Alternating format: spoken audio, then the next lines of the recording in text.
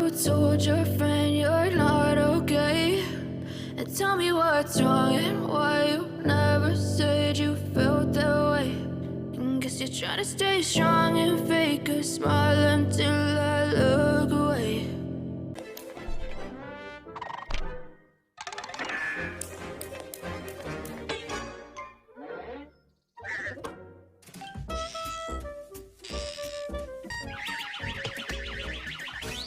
How many times have I told you to pick on some of your own size?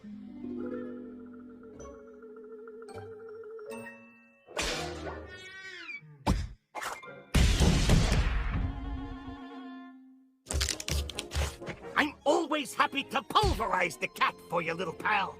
All cats are basically yellow-bellied cowards of the lowest kind.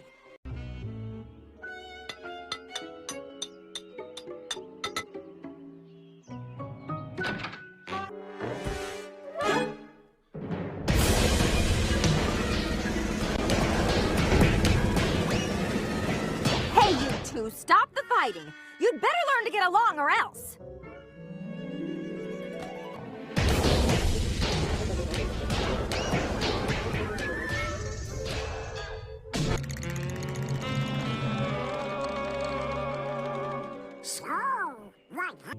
Hiya, cuz.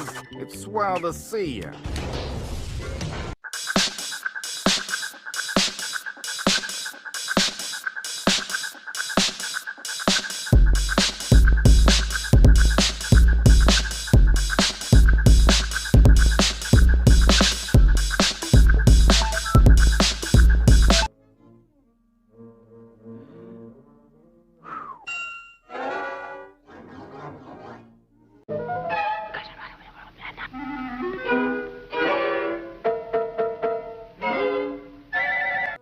Just ring this bell.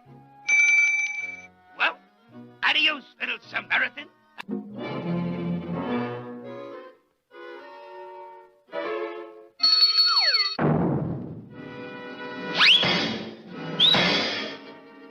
I learned this one on television.